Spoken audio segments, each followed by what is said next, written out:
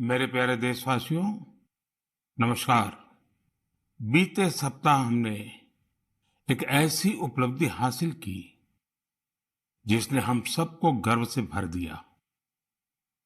आपने सुना होगा कि भारत ने पिछले सप्ताह 400 बिलियन डॉलर यानी 30 लाख करोड़ रुपए के एक्सपोर्ट का टारगेट हासिल किया है। पहली बार सुनने में लगता है कि ये अर्थव्यवस्था से जुड़ी बात है, लेकिन ये अर्थव्यवस्था से भी ज्यादा भारत के सामर्थ्य, भारत के पोटेंशियल से जुड़ी बात है। एक समय में भारत से एक्सपोर्ट का आंकड़ा कभी 100 बिलियन, कभी 150 बिलियन, कभी 200 बिलियन तक हुआ करता था। अब आज भारत 400 बिलियन डॉलर पर पहुंच गया है। इसका एक मतलब ये कि दुनिया भर में भारत में बनी चीजों की डिमांड बढ़ रही है। दूसरा मतलब ये कि भारत की सप्लाई चेन दिनों दिन और मजबूत हो रही है। और इसका एक बहुत बड़ा संदेश भी है। देश विराट कदम तब उठाता है जब सपनों से बड़े संकल्प होते हैं, जब संकल्पों के लिए दिन रात ईमानदारी से प्रयास होता है, तो वो संकल्प सिद्ध भी होते हैं। और आप देखिए, किसी व्यक्ति के जीवन में भी तो ऐसा ही होता है। जब किसी के संकल्प, उसके प्रयास, उसके सपनों से भी बड़े हो जाते हैं, तो सफलता उसके पास खुद चल करके आती है। साथियों, देश के कोने कोने से नए नए प्रोडक्ट जब विदेश जा रहे हैं, असम के हैलाकांडी के लेदर प्रोडक्ट हो या उस्मानाबाद के हैंडलूम प्रोडक्ट, बीजापुर की फल सब्जियां हो और चंदौली का ब्लैक राइस, सबका एक्सपोर्ट बढ़ रहा है। अब आपको लद्दाख की विश्व प्रसिद्ध एप्रिकॉट दुबई में भी मिलेगी और सऊदी अरब में तमिलनाडु से भेजे गए केले मिलेंगे। और सबसे बड़ी बात ये कि नए नए प्रोडक्ट्स नए नए देशों को भेजे जा रहे हैं। जैसे हिमाचल, उत्तराखंड में पैदा हुए मिलेट्स, मोटे अनाज की पहली खेप डेनमार्क को निर्यात की गई। आंध्र प्रदेश के कृष्णा और चित्तूर जिले के बंगनपल्ली और सुवर्णरेखा आम दक्षिण कोरिया को निर्यात किए गए। त्रिपुरा से ताजा कटहल हवाई रास्ते से लंदन निर्यात किए गए। और तो और, पहली बार नागालैंड की राजा मिर्च को लंदन भेजा गया। इसी तरह भालिया गेहूं की पहली खेप गुजरात से केन्या और श्रीलंका निर्यात की गई। यानी अब आप दूसरे देशों में जाएंगे तो मेड इन इंडिया प्रोडक्ट्स पहले की तुलना में कहीं ज्यादा नजर आएंगे। साथियों, यह लिस्ट बहुत लंबी है और जितनी लंबी ये लिस्ट है, उतनी ही बड़ी मेक इन इंडिया की ताकत है, उतना ही विराट भारत का सामर्थ्य है।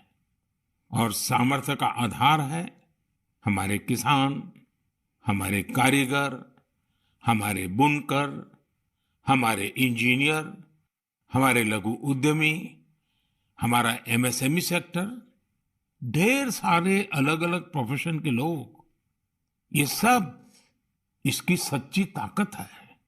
इनकी मेहनत से ही 400 बिलियन डॉलर के एक्सपोर्ट का लक्ष्य प्राप्त हो सका है। और मुझे खुशी है कि भारत के लोगों का इस सामर्थ्य अब दुनिया के कोने कोने में नए बाजारों में पहुंच रहा है।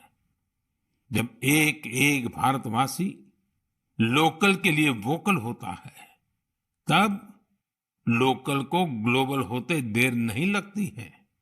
आइए लोकल को ग्लोबल बनाएं और हमारे उत्पादों की प्रतिष्ठा को और बढ़ाएं। साथियों, मन की बात के श्रोताओं को ये जानकर भी अच्छा लगेगा कि घरेलू स्तर पर भी हमारे लघु उद्यमियों की सफलता हमें गर्व से भरने वाली है। आज हमारे लघु उद्यमी सरकारी खरीद में गवर्नमेंट ई मार्केट प्लेस यानी जेम के माध्यम से बड़ी भागीदारी निभा रहे हैं। टेक्नोलॉजी के माध्यम से बहुत ही ट्रांसपेरेंट व्यवस्था विकसित की गई है। पिछले एक साल में जेम पोर्टल के जरिए सरकार ने 1 लाख करोड़ रुपए से ज्यादा की चीजें खरीदी है। देश के कोने कोने से करीब करीब 1.25 लाख लघु उद्यमियों, छोटे दुकानदारों ने अपना सामान सरकार को सीधे बेचा है। एक जमाना था जब बड़ी कंपनियां ही सरकार को सामान बेच पाती थी, लेकिन अब देश बदल रहा है, पुरानी व्यवस्थाएं भी बदल रही है। अब छोटे से छोटा दुकानदार भी जेम पोर्टल पर सरकार को अपना सामान बेच सकता है। यही तो नया भारत है। ये न केवल बड़े सपने देखता है, बल्कि उस लक्ष्य तक पहुंचने का साहस भी दिखाता है जहां पहले कोई नहीं पहुंचा है। इसी साहस के दम पर हम सभी भारतीय मिलकर आत्मनिर्भर भारत का सपना भी जरूर पूरा करेंगे। मेरे प्यारे देशवासियों, हाल ही में हुए पद्म सम्मान समारोह में आपने बाबा शिवानंद जी को जरूर देखा होगा। 126 साल के बुजुर्ग की फुर्ती देखकर मेरी तरह हर कोई हैरान हो गया होगा। और मैंने देखा, पलक झपकते ही वो नंदी मुद्रा में प्रणाम करने लगे। मैंने भी बाबा शिवानंद जी को झुककर बार बार प्रणाम किया। 126 वर्ष की आयु और बाबा शिवानंद की फिटनेस दोनों आज देश में चर्चा का विषय है। मैंने सोशल मीडिया पर कई लोगों का कमेंट देखा कि बाबा शिवानंद अपनी उम्र से 4 गुना कम आयु से भी ज्यादा फिट है। वाकई बाबा शिवानंद का जीवन हम सभी को प्रेरित करने वाला है। मैं उनकी दीर्घ आयु की कामना करता हूं। उनमें योग के प्रति एक पैशन है और वे बहुत हेल्दी लाइफस्टाइल जीते हैं। जीवेम शरदः शतम। हमारी संस्कृति में सबको 100 वर्ष के स्वस्थ जीवन की शुभकामनाएं दी जाती हैं। हम 7 अप्रैल को विश्व स्वास्थ्य दिवस मनाएंगे। आज पूरे विश्व में हेल्थ को लेकर भारतीय चिंतन, चाहे वो योग हो या आयुर्वेद, इसके प्रति रुझान बढ़ता जा रहा है। अभी आपने देखा होगा कि पिछले ही सप्ताह कतर में एक योग कार्यक्रम का आयोजन किया गया। इसमें 114 देशों के नागरिकों ने हिस्सा लेकर एक नया वर्ल्ड रिकॉर्ड बना दिया। इसी तरह से आयुष इंडस्ट्री का बाजार भी लगातार बड़ा हो रहा है।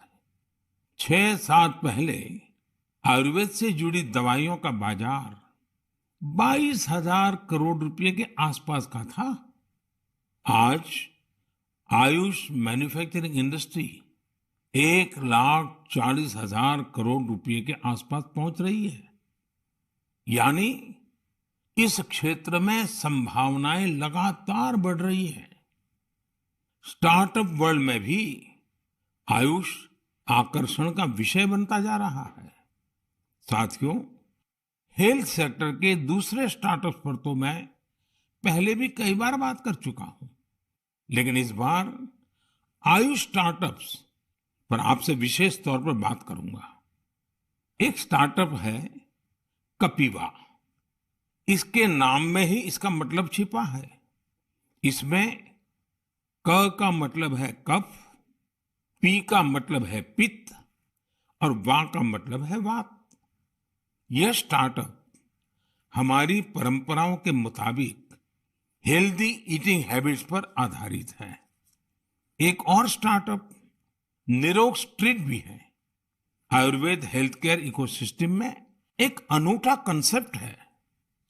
इसका टेक्नोलॉजी ड्रिवन प्लेटफॉर्म दुनिया भर के आयुर्वेदा डॉक्टर्स को सीधे लोगों से जोड़ता है। 50,000 से अधिक प्रैक्टिशनर्स इससे जुड़े हुए हैं। इसी तरह आत्रे इनोवेशंस एक हेल्थ केयर टेक्नोलॉजी स्टार्टअप है जो होलिस्टिक वेलनेस के क्षेत्र में काम कर रहा है। इक्सोरियल ने न केवल अश्वगंधा के उपयोग को लेकर जागरूकता फैलाई है, बल्कि टॉप क्वालिटी प्रोडक्शन प्रोसेस पर भी बड़ी मात्रा में निवेश किया है। क्योरवेदा ने जड़ी बूटियों के आधुनिक शोध और पारंपरिक ज्ञान के संगम से होलिस्टिक लाइफ के लिए डाइटरी सप्लीमेंट्स का निर्माण किया है। साथियों, अभी तो मैंने कुछ ही नाम गिनाए हैं, ये लिस्ट बहुत लंबी है। ये भारत के युवा उद्यमियों और भारत में बन रही नई संभावनाओं का प्रतीक है। मेरा हेल्थ सेक्टर के स्टार्टअप्स और विशेषकर आयुष स्टार्टअप से एक आग्रह भी है। आप ऑनलाइन जो भी पोर्टल बनाते हैं, जो भी कंटेंट क्रिएट करते हैं, वो संयुक्त राष्ट्र द्वारा मान्यता प्राप्त सभी भाषाओं में भी बनाने का प्रयास करें। दुनिया में बहुत सारे ऐसे देश हैं जहां अंग्रेजी न इतनी बोली जाती है और ना ही इतनी समझी जाती है। ऐसे देशों को भी ध्यान में रखकर अपनी जानकारी का प्रचार प्रसार करें। मुझे विश्वास है भारत के आयुष स्टार्टअप्स बेहतर क्वालिटी के प्रोडक्ट्स के साथ जल्द ही दुनिया भर में छा जाएंगे। साथियों, स्वास्थ्य का सीधा संबंध स्वच्छता से भी जुड़ा है। मन की बात में हम हमेशा स्वच्छता के आग्रहियों के प्रयासों को जरूर बताते हैं। ऐसे ही एक स्वच्छाग्रही है चंद्रकिशोर पाटिल जी। ये महाराष्ट्र में नासिक में रहते हैं। चंद्रकिशोर जी का स्वच्छता को लेकर संकल्प बहुत गहरा है। वो गोदावरी नदी के पास खड़े रहते हैं और लोगों को लगातार नदी में कूड़ा कचरा न फेंकने के लिए प्रेरित करते हैं। उन्हें कोई ऐसा करता दिखता है तो तुरंत उसे मना करते हैं। इस काम में चंद्रकिशोर जी अपना काफी समय खर्च करते हैं। शाम तक उनके पास ऐसी चीजों का ढेर लग जाता है जो लोग नदी में फेंकने के लिए लाए होते हैं। चंद्रकिशोर जी का ये प्रयास जागरूकता भी बढ़ाता है और प्रेरणा भी देता है। इसी तरह एक और स्वच्छाग्रही है ओडिशा में पुरी के राहुल महाराणा। राहुल हर रविवार को सुबह सुबह पुरी में तीर्थ स्थलों के पास जाते हैं और वहां प्लास्टिक कचरा साफ करते हैं। वो अब तक सैकड़ों किलो प्लास्टिक कचरा और गंदगी साफ कर चुके हैं। पुरी के राहुल हो या नासिक के चंद्रकिशोर, ये हम सबको बहुत कुछ सिखाते हैं। नागरिक के तौर पर हम अपने कर्तव्यों को निभाएं, चाहे स्वच्छता हो, पोषण हो या फिर टीकाकरण। इन सारे प्रयासों से भी स्वस्थ रहने में मदद मिलती है। मेरे प्यारे देशवासियों, आइए बात करते हैं केरला के मुपट्टम श्री नारायणन जी की। उन्होंने एक प्रोजेक्ट की शुरुआत की है जिसका नाम है pots for water of life. आप जब इस प्रोजेक्ट के बारे में जानोगे तो सोचेंगे कि क्या कमाल का काम है। साथियों, मुपट्टम श्रीनारायण जी गर्मी के दौरान पशु पक्षियों को पानी की दिक्कत ना हो, इसके लिए मिट्टी के बर्तन बांटने का अभियान चला रहे हैं। गर्मियों में वो पशु पक्षियों की इस परेशानी को देखकर खुद भी परेशान हो उठते थे। फिर उन्होंने सोचा कि क्यों न वह खुद ही मिट्टी के बर्तन बांटने शुरू कर दें, ताकि दूसरों के पास उन बर्तनों में सिर्फ पानी भरने का ही काम रहे। आप हैरान रह जाएंगे कि नारायण जी द्वारा बांटे गए बर्तनों का आंकड़ा 1 लाख को पार करने जा रहा है। अपने अभियान में 1 लाखवां बर्तन वो गांधी जी द्वारा स्थापित साबरमती आश्रम में दान करेंगे। आज जब गर्मी के मौसम ने दस्तक दे दी है, तो नारायण जी का यह काम हम सबको जरूर प्रेरित करेगा और हम भी इस गर्मी में हमारे पशु पक्षी मित्रों के लिए पानी की व्यवस्था करेंगे। साथियों, मैं मन की बात के श्रोताओं से भी आग्रह करूंगा कि हम अपने संकल्पों को फिर से दोहराएं। पानी की एक एक बूंद बचाने के लिए हम जो भी कुछ कर सकते हैं वो हमें जरूर करना चाहिए। इसके अलावा पानी की रिसाइकलिंग पर भी हमें उतना ही जोर देते रहना है। घर में इस्तेमाल किया हो जो पानी गमलों में काम आ सकता है, गार्डनिंग में काम आ सकता है, वो जरूर दोबारा इस्तेमाल किया जाना चाहिए। थोड़े से प्रयास से आप अपने घर में ऐसी व्यवस्थाएं बना सकते हैं। रहीमदास जी सदियों पहले कुछ मकसद से ही कहकर गए हैं कि रहमन पानी राखिए, बिन पानी सब सुन। और पानी बचाने के इस काम में मुझे बच्चों से बहुत उम्मीद है। स्वच्छता को जैसे हमारे बच्चों ने आंदोलन बनाया, वैसे ही वो वाटर वॉरियर बनकर पानी बचाने में मदद कर सकते हैं। साथियों, हमारे देश में जल संरक्षण, जल स्रोतों की सुरक्षा सदियों से समाज के स्वभाव का हिस्सा रहा है। मुझे खुशी है कि देश में बहुत से लोगों ने वाटर कंजर्वेशन को लाइफ मिशन ही बना दिया है। जैसे चेन्नई के एक साथी हैं अरुण कृष्णमूर्ति जी। अरुण जी अपने इलाके में तालाबों और झीलों को साफ करने का अभियान चला रहे हैं। उन्होंने 150 से ज्यादा तालाबों, झीलों की साफ सफाई की जिम्मेदारी उठाई और उसे सफलता के साथ पूरा किया। इसी तरह महाराष्ट्र के एक साथी रोहन काले हैं। रोहन पैसे से एक एचआर प्रोफेशनल है। वो महाराष्ट्र के सैकड़ों स्टेप वेल्स यानी सीढ़ी वाले पुराने कुओं के संरक्षण की मुहिम चला रहे हैं। इनमें से कई कुएं तो सैकड़ों साल पुराने होते हैं और हमारी विरासत का हिस्सा होते हैं। सिकंदराबाद में बंसीलाल पेट कुआं एक ऐसा ही स्टेप वेल है। बरसों की उपेक्षा के कारण ये स्टेप वेल मिट्टी और कचरे से ढंक गया था, लेकिन अब वहां इस स्टेप वेल को पुनर्जीवित करने का अभियान जन भागीदारी से शुरू हुआ है। साथियों, मैं तो उस राज्य से आता हूं जहां पानी की हमेशा बहुत कमी रही है।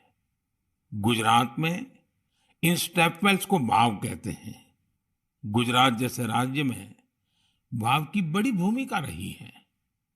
इन कुओं या बावड़ियों के संरक्षण के लिए जल मंदिर योजना ने बहुत बड़ी भूमिका निभाई। पूरे गुजरात में अनेकों बावड़ियों को पुनर्जीवित किया गया। इससे इन इलाकों में वाटर लेवल को बढ़ाने में भी काफी मदद मिली। ऐसे ही अभियान आप भी स्थानीय स्तर पर चला सकते हैं। चेकडैम बनाने हो, रेन वाटर हार्वेस्टिंग हो, इसमें इंडिविजुअल प्रयास भी अहम है और कलेक्टिव एफर्ट्स भी जरूरी है। जैसे आजादी के अमृत महोत्सव में हमारे देश के हर जिले में कम से कम 75 अमृत सरोवर बनाए जा सकते हैं। कुछ पुराने सरोवरों को सुधारा जा सकता है, कुछ नए सरोवर बनाए जा सकते हैं। मुझे विश्वास है आप इस दिशा में कुछ न कुछ प्रयास जरूर करेंगे। मेरे प्यारे देशवासियों, मन की बात उसकी एक खूबसूरती ये भी है कि मुझे आपके संदेश बहुत सी भाषाओं, बहुत सी बोलियों में मिलते हैं। कई लोग माई गॉव पर ऑडियो मैसेज भी भेजते हैं। भारत की संस्कृति, हमारी भाषाओं, हमारी बोलियां, हमारे रहन सहन, खान पान का विस्तार, ये सारी विविधताएं हमारी बहुत बड़ी ताकत है। पूरब से पश्चिम तक, उत्तर से दक्षिण तक, भारत को यही विविधता एक करके रखती है, एक भारत श्रेष्ठ भारत बनाती है। इसमें भी हमारे ऐतिहासिक स्थलों और पौराणिक कथाओं दोनों का बहुत योगदान होता है। आप सोच रहे होंगे कि ये बात मैं अभी आपसे क्यों कर रहा हूं? इसकी वजह है माधवपुर मेला। माधवपुर मेला कहाँ लगता है, क्यों लगता है, कैसे ये भारत की विविधता से जुड़ा है, ये जानना मन की बात के श्रोताओं को बहुत इंटरेस्टिंग लगेगा। साथियों, माधवपुर मेला गुजरात के पोरबंदर में समंदर के पास माधवपुर गांव में लगता है, लेकिन इसका हिंदुस्तान के पूर्वी छोर से भी नाता जुड़ता है। आप सोच रहे होंगे कि ऐसा कैसे संभव है? तो इसका भी उत्तर एक पौराणिक कथा से ही मिलता है। कहा जाता है कि हजारों वर्ष पूर्व भगवान श्री कृष्ण का विवाह नॉर्थ ईस्ट की राजकुमारी रुक्मिणी से हुआ था। ये विवाह पोरबंदर के माधवपुर में संपन्न हुआ था और उसी विवाह के प्रतीक के रूप में आज भी वहां माधवपुर मेला लगता है। ईस्ट और वेस्ट का ये गहरा नाता हमारी धरोहर है। समय के साथ अब लोगों के प्रयास से माधवपुर मेले में नई नई चीजें भी जुड़ रही हैं। हमारे यहाँ कन्या पक्ष को घराती कहा जाता है और इस मेले में अब नॉर्थ ईस्ट से बहुत से घराती भी आने लगे हैं। एक सप्ताह तक चलने वाले माधवपुर मेले में नॉर्थ ईस्ट के सभी राज्यों के आर्टिस्ट पहुंचते हैं, हैंडीक्राफ्ट से जुड़े कलाकार पहुंचते हैं और इस मेले की रौनक को चार चांद लग जाते हैं। एक सप्ताह तक भारत के पूरब और पश्चिम की संस्कृतियों का ये मेल, ये माधवपुर मेला एक भारत श्रेष्ठ भारत की बहुत सुंदर मिसाल बना रहा है। मेरा आपसे आग्रह है, आप भी इस मेले के बारे में पढ़ें और जानें। मेरे प्यारे देशवासियों, देश में आजादी का अमृत महोत्सव अब जन भागीदारी की नई मिसाल बन रहा है। कुछ दिन पहले 23 मार्च को शहीद दिवस पर देश के अलग अलग कोने में अनेक समारोह हुए। देश ने अपनी आजादी के नायक नायिकाओं को याद किया, श्रद्धापूर्वक याद किया।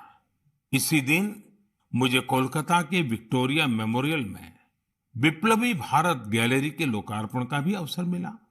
भारत के वीर क्रांतिकारियों को श्रद्धांजलि देने के लिए यह अपने आप में बहुत ही अनूठी गैलरी है। यदि अवसर मिले तो आप इसे देखने जरूर जाइएगा। साथियों, अप्रैल के महीने में हम दो महान विभूतियों की जयंती भी मनाएंगे।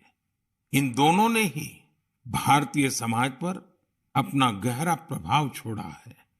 ये महान विभूतियां हैं महात्मा फुले और बाबा साहब आम्बेडकर। महात्मा फुले की जयंती 11 अप्रैल को है और बाबा साहब की जयंती हम 14 अप्रैल को मनाएंगे। इन दोनों ही महापुरुषों ने भेदभाव और असमानता के खिलाफ बड़ी लड़ाई लड़ी। महात्मा फुले ने उस दौर में बेटियों के लिए स्कूल खोले, कन्या शिशु हत्या के खिलाफ आवाज उठाई। उन्होंने जल संकट से मुक्ति दिलाने के लिए भी बड़े अभियान चलाए।